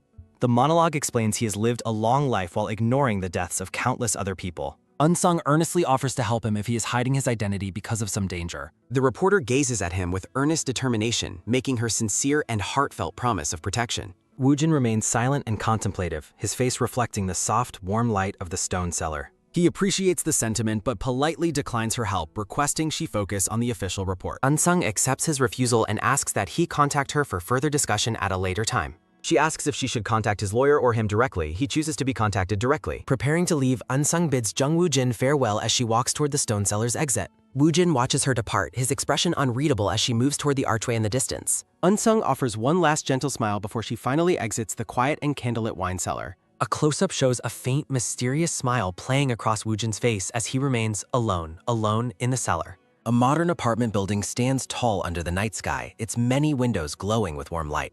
Woo-jin sits back on a comfortable white sofa in a quiet and well-lit modern living room. A silver-haired woman approaches the man, noting that he returned home much earlier than she anticipated. She presents him with a tray, offering a cup of hot green tea for his quiet relaxation. Laughing, she playfully threatens him with the tea as he calls her behavior shamelessly bold and daring. She asks if the reporter looked at him as if he were someone who narrowly escaped death. Woo-jin drinks his tea thoughtfully, his gaze fixed on some distant memory of the day's strange events. He explains that the reporter surprised him by sincerely offering to protect him from any future danger. A memory of Unsung's soft and gentle smile lingers in his mind as he processes her words. Woo-jin scoffs at the idea of a mere reporter trying to protect a monster who cannot die. The silver-haired woman listens with a serious and slightly skeptical look while he shares his thoughts. She asks why he is suddenly mentioning that Unsung can still hear the sound of his heartbeat. The silver-haired woman, Hoyen, looks surprised and contemplative as she processes the man's unsettling previous statement. Woo-jin suggests Unsung will uncover secrets he cannot remember, while Hoyen questions this dramatic turn. Narration explains that Woo-jin will secretly protect Unsung whenever she falls into dangerous work situations. Stoic and unimpressed, Woo-jin watches chibi-style depictions of Unsung's many clumsy and life-threatening mishaps. Hoyen gushes over a tragic past-life romance while Woo-jin tells her to stop watching so many dramas. Woo-jin dismisses her scriptwriting and then calmly announces he will be reporting a death tomorrow. Hoyen expresses concern for his well-being and asks how he managed to lose his belongings. Woo-jin justifies losing things as a byproduct of saving lives while Hoyen remains speechlessly skeptical. A close-up of Woo-jin's face accompanies narration stating he effectively died after the fire incident. Woo-jin reflects on his dual identity as an antique collector while wondering how he should live. A memory surfaces of Yoon-sung's sincere promise to help him if he is in any danger. Woo-jin is visibly moved by the reporter's unprecedented offer of protection and support for his secret. A close-up shows Woo-jin's hands holding his teacup as he processes his deep emotional response. Woo-jin ponders a dark request, wondering if the reporter would actually kill a man who cannot die. As Hoyen takes the tea tray, Woo-jin offers to share a truly interesting discovery about Unsung. With a smug smile, Woo-jin reveals the surprising fact that the man he saved was Unsung's father. Hoyen expresses total shock and disbelief at the incredibly small and faded world they inhabit. Hoyen decides to personally investigate the reporter to see what kind of person she really is. Woo-jin notes Unsung is often on news, but Hoyen insists meeting in person is different. Woo-jin confirms he understands her point while watching Hoyen depart the room with the empty tray. Hoyen sighs at Woo-jin's dismissive attitude as the room falls back into a heavy, quiet silence. Woo-jin's attention is suddenly drawn to his phone as it begins to vibrate on the sofa cushion. The glowing smartphone screen reveals an incoming call from the persistent reporter Kang Eun-sung. Woo-jin answers the call while Eun-sung introduces herself as she prepares to speak with him again. Eun-sung explains she has reviewed his materials and asks if he is available for a few questions. Hoyen's face appears above as Woo-jin realizes the reporter is indeed the key to his past. Woo-jin relaxes and invites Unsung to ask her questions, showing a new level of openness toward her. Woo-jin worries that their continued interactions will eventually lead her to discover his true secret identity. The Goryeo Annals will be exhibited at the National Museum of Korea soon. Eun-sung reports on the donation of 301 volumes of historically significant royal records. A long-haired woman named Chon Sarong watches the news broadcast about historical discoveries with intense focus. The news report concludes with Unsung identifying herself as she finishes the broadcast for ABS News. Chan Sarong grits her teeth in anger, identifying the reporter as her recurring and troublesome rival. Watching the screen, Sarong questions if the reporter understands the gravity of what she just aired. A narrative bubble emphasizes Sarang's deep frustration over the massive amount of effort wasted on this project. Her angry internal monologue is interrupted by the sound of her personal phone vibrating nearby. Chon Sarang answers the call and is asked why she didn't save the caller's number. Sarang's mother scolds her for answering the phone so formally while Sarang promises to be more careful. Sarang tells her mother she saw the news broadcast while promising to be more careful from now on. A servant files Sarang's nails as her mother laments an exclusive interview being lost to ABS. Sarang listens tensely as her mother mentions the chairman's deep disappointment over the recent broadcast incident. The mother reminds Sarang of the chairman's hobby and his excitement about acquiring the Goryeo Annals. Sarang apologizes for the disappointment while her mother tells her to act carefully until things settle. Sarang is insulted by the command to live modestly, viewing it as a slight against her background. Sarang's phone begins to ring again, signaled by a sound effect as she stares at it coldly. A close-up shows Sarang's hand reaching out to answer the next incoming call on her device. Sarang questions if the caller has grown careless after working with Chairman Chan for so long. A man smiles on the other end, reminding Sarang that the chairman pays fairly for results. Sarang retorts that he never offered a satisfactory price, her eye glowing with cold determination and defiance. The caller asks Cheon Sarang exactly what she is prepared to do for him in their arrangement. The caller asks what is wanted, and the man notes the chairman provides more than enough money. Chun Sarang abruptly tells the man to forget about it and ends the phone call. Chun Sarang expresses her deep disgust, calling the man she was speaking with a piece of trash. Sarang's thought bubble questions his audacity for playing with her when he only cleans for his father. A man wearing a black cap smiles mischievously while wondering why he is always surrounded by trash. Narration blames Kang Eun-sung for everything while she reports for the ABS News Network. Text explains that a deep and bitter relationship with Kang Eun-sung began during their university years. Unlike the successful announcer Sarang, Eun-sung was an ordinary student who failed to stand out. Narration describes how Eun-sung's life changed forever after she survived a tragic tunnel collapse one day. Eun-sung's professional reporting style earned her overnight fame while Sarang was mocked as a parrot. Sarang explains that her own hard-earned efforts and fame were erased by Eun-sung's sudden rise. Sarang remembers her quiet graduation ceremony without any friends or family there to congratulate her. A black luxury car pulls up to pick up Sarang after her lonely graduation day. Inside the car, Sarang reflects on her discomfort with Eun-sung before telling her driver to go. Sarang looks out the window, remembering she has always been alone at every graduation since school. Sarang turns her head as she suddenly reacts to something she sees outside the car window. Eun-sung's family joyfully argues and takes group selfies together during their happy graduation ceremony celebration. Sarang watches Eun-sung's obvious happiness and wonders what exactly the other girl is. Sarang questions why Eun-sung easily obtained everything that Sarang had worked the hardest to achieve. Narration describes Sarang being pushed around by her half-brothers despite her own hard work. Childhood memories show Sarang and her mother being treated as if they did not even exist. A shadowy silhouette of Sarang is accompanied by a thought asking what Eun-sung exactly is. Memories of Eun-sung's laughter prompt Sarang to declare she will not live being ignored anymore. Back in the present, Sarang declares that Eun-sung's very existence has become a major inconvenience. Sarang resolves to take what Eun-sung has as revenge for what was taken from her first. The scene shifts to the exterior of the ABS building during a bright and clear day. A chibi-style Yin-sung walks through the office looking completely exhausted and drained of all energy. A colleague calls out to reporter Kang as she enters the busy office area. A male colleague with coffee asks if she has seen the recent positive response to the news. Eun-sung admits she has been busy, and the colleague reports that viewership ratings have gone up. Chibi Eun-sung blushes as her colleague praises her for conducting a very well-organized interview. The colleague reminds her about an upcoming audition, but Eun-sung irritably tells him to stop rushing. The colleague offers his congratulations in advance while Eun-sung wonders why he is saying what. Eun-sung opens the newsroom door and greets her colleagues as she enters the room. A group of coworkers surprises Eun-sung with loud cheers and offers their enthusiastic congratulations. A colleague announces that Eun-sung has won the prestigious Journalist of the Month award. A news broadcast includes a text scroll mentioning Eun-sung's latest professional award achievement. Eun-sung stands in her office stunned by the sudden news of winning the monthly journalism award. A modern apartment building stands tall under the dark and starry night sky. Eun-sung falls onto her bed and sighs about how long it has been since she was home. Eun-sung notices a notification sound from a new message on her mobile phone.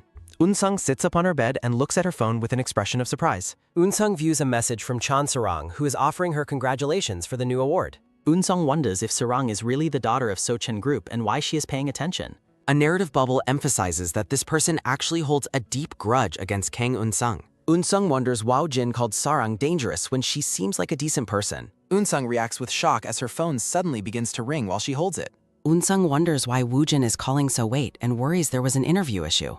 Eun-sung answers the phone with a greeting, and Woo-jin responds by calling her by name. Jung-woo-jin offers his congratulations to Eun-sung for winning the Journalist of the Month award. Eun-sung asks Woo-jin over the phone if he watched the news to learn about her award. Eun-sung thanks Woo-jin for his support regarding her award, and he suggests a celebratory dinner. Eun-sung sounds surprised by the invitation, while Woo-jin mentions he has some good champagne to share. Eun-sung blushes deeply while holding her smartphone, clearly affected by the unexpected dinner invitation from Woo-jin. Eun-sung reiterates her gratitude for the news coverage, while Woo-jin formally asks her out for a meal. Eun-sung tries to convince herself the invitation is strictly a professional celebration as her heart flutters. Chibi Eun-sung frantically reminds herself to stay calm and not reveal her complete lack of dating experience. Looking out at the city, Woo-jin confirms his weekend availability and asks when they should meet up. Eun-sung sits on her bed looking at her phone, feeling a mixture of anxiety and excitement. Eun-sung calls out to Woo-jin over the phone, and he promises to keep his Saturday open. A close-up shows a hand ending the phone call as the screen goes dark and silent. Woojin wonders why he is reacting so strongly to Eun-sung's positive response to his dinner plans. Looking at the night sky, Woojin realizes that Eun-sung is truly unique compared to everyone he's met. Woojin leans against the railing, his face reflecting a quiet and thoughtful appreciation for the upcoming date. Lying on her bed, Eun-sung kicks her feet joyfully while wondering how she should handle the evening. The scene transitions to the glowing lights of the city skyline under the dark night sky. Eun-sung arrives at the restaurant wearing an elegant coat, looking visibly tense and uncertain about the night. Eun-sung touches her hair nervously, wondering why just a simple dinner is making her feel so anxious. An elevator display flashes bright red numbers as it arrives at the designated floor for the meeting.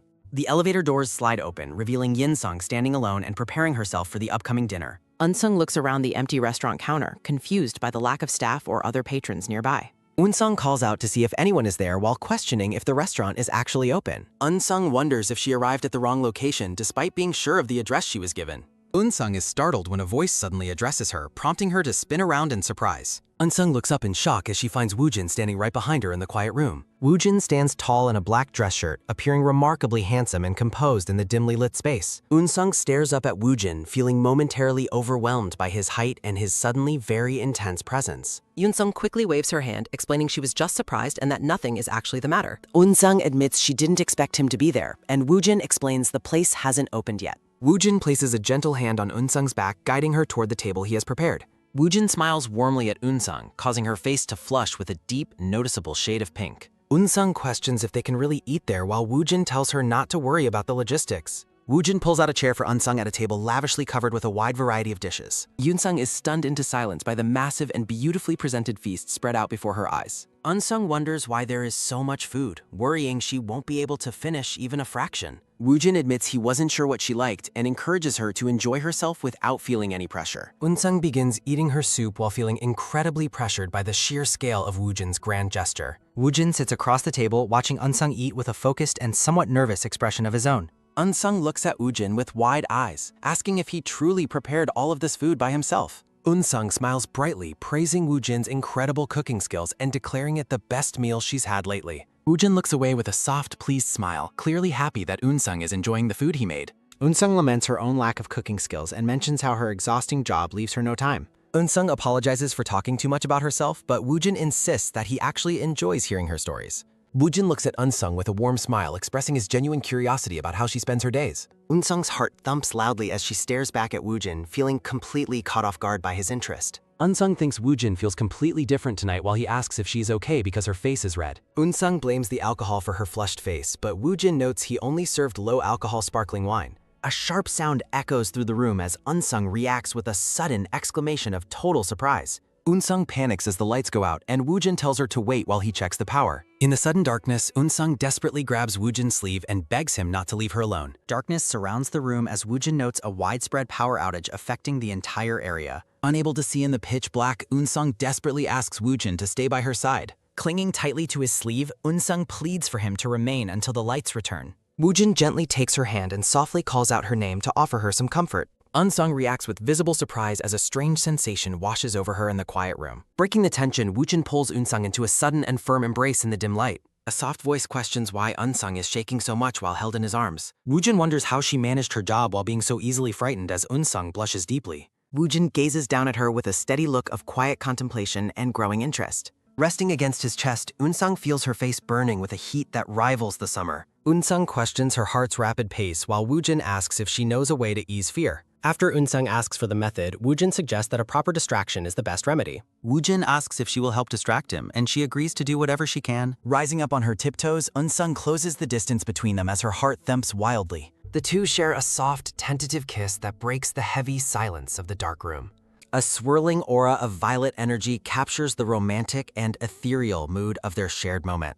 Lost in the moment, they hold each other closely as the kiss deepens with newfound passion. Eun-sung's hand grips the fabric of Woojin's shirt as she leans further into his warmth. Their faces are flushed with heat as they share an intimate and breathless connection in the dark. Woojin asks if the distraction helps her, and a blushing Eun-sung admits that it just might. Close-up of Eun-sung's face as Woojin tenderly cups her cheek with his large, warm hand. The embrace becomes more urgent as they lose themselves in the intensity of their physical connection. Eun-sung's heels click softly on the floor as she adjusts her footing during their passionate exchange. They continued to kiss deeply, the world around them fading away into the background of the room. A close-up captures the intimate moment their lips meet, sealing their silent promise to one another. The couple stands together by the feast, silhouetted against the soft glow of the evening city lights. As they pull apart, Woojin's hand remains on her neck, keeping her close to his gaze. Woojin looks down at her with a tender expression, his eyes reflecting a mixture of affection. Woojin notes her continued trembling while Eun-sung points out that he is also shaking with nerves. Woojin gently strokes her ear, his touch sending a fresh wave of heat through Eun-sung's body. Looking directly into her eyes, Woojin softly asks if she is still feeling any lingering fear. Eun-sung buries her face in his shoulder, insisting that her reaction isn't caused by fear anymore. A charming and satisfied smile plays on Woojin's lips as he watches her flustered reaction. Eun-sung looks back at him, her eyes wide and glassy as she takes in his handsome features. Woojin pulls her back into his arms, promising to cherish her even more from now on. The distance between them vanishes once more as they prepare to share another deep, meaningful kiss. Woojin lifts her slightly off the ground, completely focused on the woman currently in his arms. As the lights flicker back to life, Woojin notes that the power has finally been restored. A panicked chibi Eun-sung beats the floor in embarrassment for revealing it was her first kiss. Eun-sung desperately tries to backtrack, asking Woojin to ignore her embarrassing and loud internal monologue. Woojin watches her with an amused and calm expression, seemingly enjoying her frantic state of mind. Woojin asks what she is willing to do in return for his silence regarding her confession. Woojin's gaze becomes intense and focused as he waits for Eun-sung to provide a suitable answer. Woojin agrees to her request on the condition that she promises to protect him as well. Eun-sung stares at him in total shock, her mind racing to process his unexpected and bold request. Eun-sung reflects on how she was supposed to be the one protected, not the other way around. Looking up at him, Eun-sung appears momentarily lost for words by the shift in their dynamic. Eun-sung's expression remains serious as she considers the weight of the promise he is asking for. Woojin continues to gaze at her with a steady and expectant look, awaiting her final response. Eun-sung declares that despite her job, she has no intention of causing pain to those she cares for. Woojin assures Eun-sung she can rely on him while looking away with a thoughtful expression. Woojin trusts her as a professional, but Eun-sung asks about his feelings for her personally. Woojin explains he needs more time to consider his personal feelings before giving her an answer. Eun-sung touches her hair, her face blushing as she feels her heart beating faster. Eun-sung reflects on the difficulty of gathering enough courage to express her true feelings to him. She wishes for any sign or hint from him that his feelings are actually mutual. The remains of their dinner sit on the table, marking the end of their evening. The scene shifts to the illuminated exterior of the ABS broadcasting station under the night sky.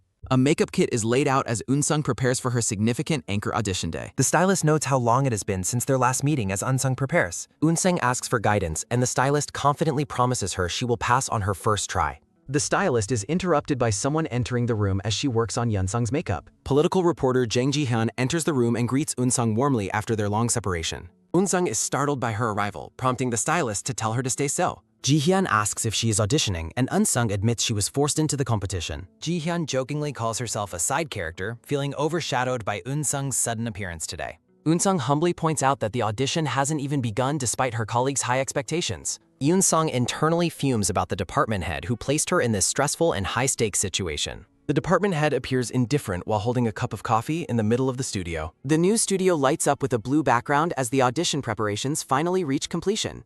Eun-sung takes her place at the anchor desk while a staff member makes final adjustments. The director instructs Eun-sung to begin her audition by looking at the camera for the weather. A supportive staff member stands behind Eun-sung as she prepares to start her mock news broadcast. The young man winks at Eun-sung, assuring her that he is cheering for her success today. Eun-sung smiles with growing confidence as she focuses her attention on the camera for the report. Eun-sung tells herself this isn't her place, yet she remains focused on delivering a perfect performance. She decides to perform the task with her usual professional standards before finishing for the day. Eun-sung delivers the weather report flawlessly, maintaining a professional and authoritative tone for the audition camera. The department head and staff watch her performance with expressions of quiet and focused interest. The monitor captures Eun-sung's professional poise as she successfully navigates the mock news segment. Eun-sung sits at the news desk looking professional and ready for her career's next step. The scene shifts to a quiet break area filled with vending machines and various food equipment. Tae-yoon sits alone at a table, appearing deeply exhausted and troubled by his own thoughts.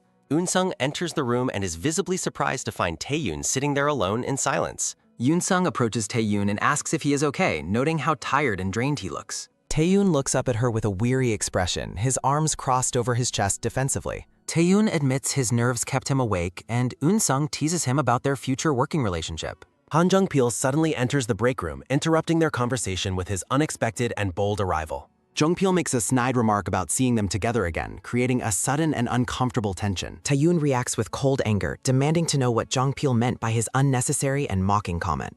Jongpil recoils in surprise, visibly unsettled by the sudden intensity of Taeyoon's very hostile reaction. Unsung calls out Taeyoon's name in an attempt to de-escalate the tense and volatile situation. Taeyoon composedly confirms his point while Jongpil offers a parting comment before quickly making his exit. Jongpil looks back with a grimace as he leaves Taeyoon and Unsung alone in the morn. Unsung watches him leave with a suspicious look, feeling that something is very wrong with him. Jongpil mutters to himself about their ignorance of the brewing scandal within the news department.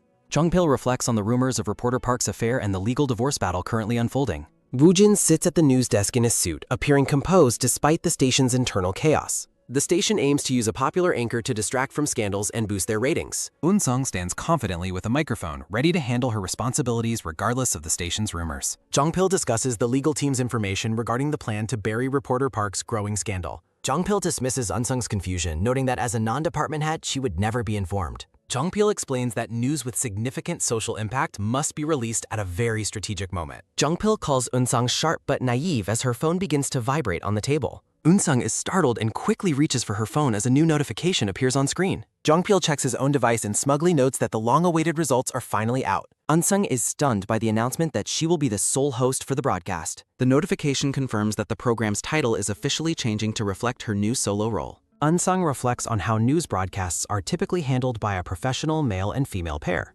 Unsung expresses confusion and disbelief that the station expects her to handle the program entirely alone. Unsung stares intensely at the screen, struggling to process the sudden shift in her career path. Jongpil explains that the scandal involving reporter Park will break once Unsung takes the anchor desk. Jongpil suggests there is no longer a reason to protect the anchor who has recently retired. Unsung questions if her role is simply to sit quietly and read whatever script is provided. Jongpil advises Unsung to simply do the work she is paid for without overthinking the situation.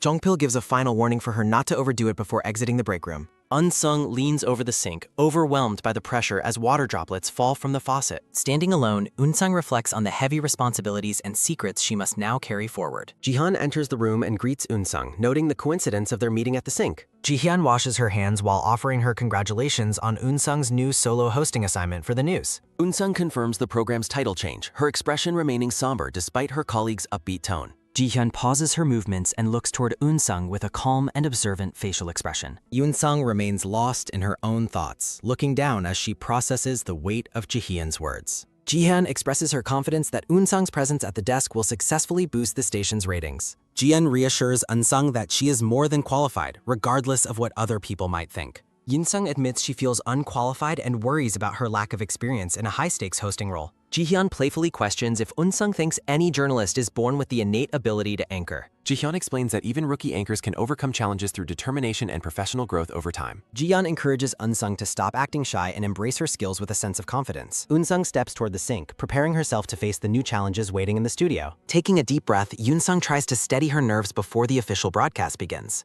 She concludes that there is truly no need to stress over things she cannot possibly change. Unsung stands tall with a look of quiet determination, ready to prove her worth to everyone.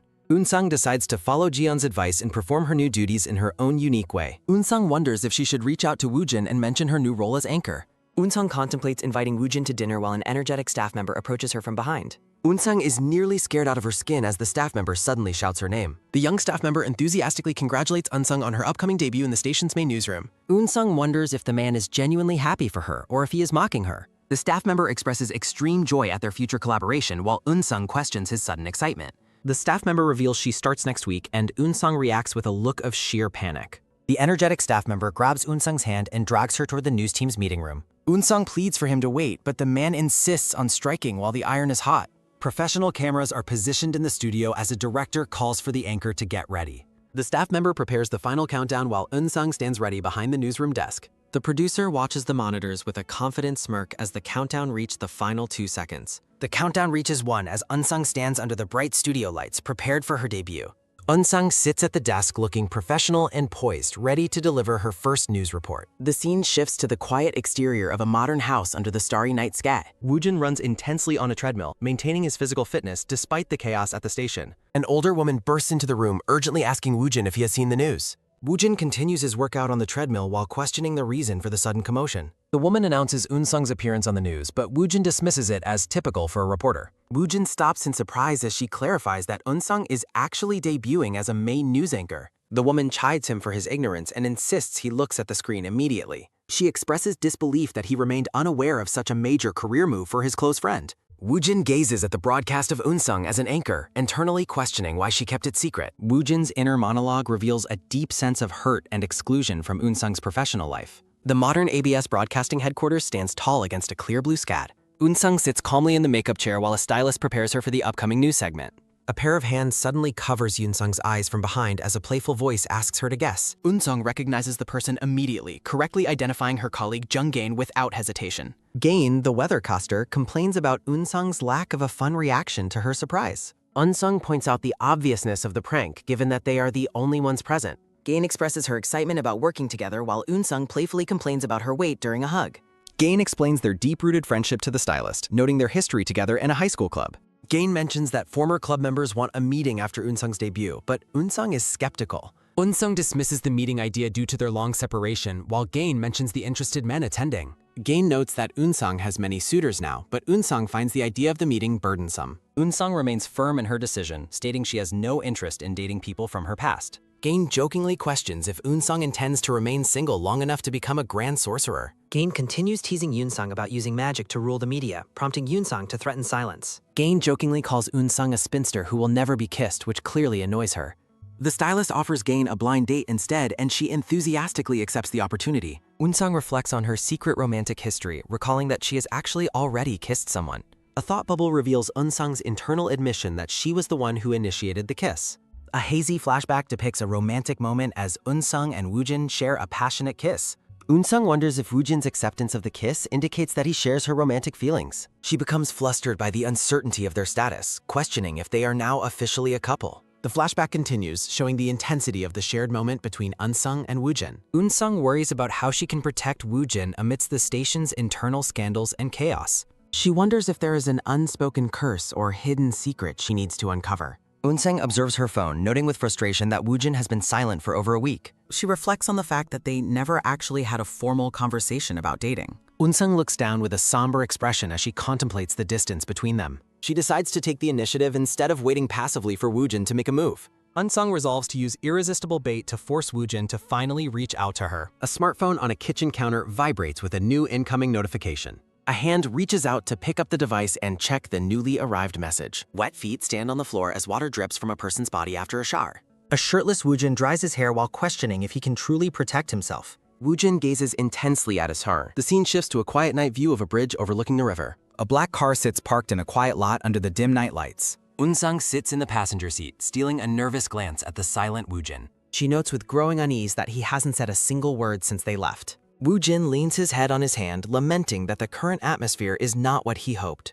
A chibi flashback shows Eun-sung happily entering the car after Woojin agreed to pick her up. The mood shifted as he silently drove her to a secluded location away from the city. Eun-sung nervously wonders if the choice of the Han River implies a threat for her mistakes. Eun-sung breaks the heavy silence, inviting Woojin to finally speak his mind. Woojin asks her why her feelings for him shifted so abruptly after their time apart. Eun-sung retorts that he asked for her protection without defining their relationship first. Woojin questions if she has something to reveal, while Eun-sung reacts with confused surprise. Woojin admits he expected her to share news about her promotion to anchor beforehand. Eun-sung explains she was flustered and assumed he had no romantic interest in her. Offended, Yoon-sung points out his failure to even check on her safety that night. Woojin defends himself by noting that she also failed to initiate any contact. Eun-sung argues her side and decides to leave the car to end the argument. Woojin suddenly stops her from opening the door and fleeing with a firm grip. Eun-sung turns back to Woojin, demanding to know what he actually wants from her. Woojin stares at her with intensity, asking if they are now in a formal relationship. Eun-sung's face turns so red she could probably replace a broken stoplight. She tries to apologize, assuming her feelings for him were entirely one-sided after all. Woojin watches her clustered retreat with a faint, amused smile playing on his lips. Eun-sung snaps at his laughter, questioning his original lack of interest in dating. She admits that her thoughts of Woojin grew stronger as they continued to meet. Feeling disappointed, Eun-sung asks him to pretend their encounter tonight never actually took place. Woojin's hand firmly grabs her shoulder, preventing her from turning away from him again. He pulls her back toward him, refusing to let her walk away so easily. Eun-sung complains about his habit of speaking his piece before trying to leave. Eun-sung questions the motive behind his previous kiss, but Woojin claims it was purely comfort. Eun-sung suggests an angry kiss might help, questioning his inability to refuse her requests. Woojin suggests they should try again, mirroring their previous moment with newfound determination. Woojin gently cradles Insung's face, pulling her closer in the quiet intimacy of the car. Woojin playfully asks if a kiss is necessary whenever she feels angry with him. Unsung looks him in the eyes and firmly demands that he kiss her immediately. Woojin pulls her in and they share a deep, passionate kiss under the moonlight. Unsung makes a soft sound of surrender as she leans into his embrace. The intensity of the shared moment grows as they remain locked in each other's arms. They pull apart slightly, both visibly breathless from the heat of the encounter. Woojin softly asks if she has finally found a sense of calm. Unsung admits she is far from calm and pulls him back for more. Woojin agrees that a single kiss is far from enough to satisfy them. They resume their passionate embrace, losing themselves in the intimacy of the quiet car. Woojin holds her close as their connection deepens during the intimate encounter. He gently strokes her lip with his thumb, his gaze full of unspoken desire. Unsung sighs into the kiss, completely overwhelmed by the surge of her own emotions. She lets out a soft sound, her body reacting to his touch and presence. Unsung reacts with a sudden start as he shifts his grip on her. Woojin pulls back to look at her, questioning her feelings in this heat moment. Unsung looks up at him with dazed eyes, still struggling to find her voice. She points out the lack of status between them despite their physical closeness. Unsung accuses him of being the type of man who kisses anyone without meaning. Woojin reminds her that she was the one who initially begged for his kiss. Unsung is shocked by his wording while Woojin asks if she was simply flirting. She wonders why he bothered kissing her if he never intended to pursue dating. Woojin questions why she said he would come running if she were in danger. Woojin explains that his protectiveness was a response to her being in actual peril. Unsung asks why he returned if he was meant to be staying out of sight. Woojin explains that his sudden return was motivated by a desire to protect her from danger. A close-up reveals Unsung's eyes shimmering with emotion as she processes his heavy admission. Unsung questions why his deep concern for her doesn't lead to a desire for a relationship. Woojin praises her character and beauty, admitting he feels a selfish urge to keep her hidden.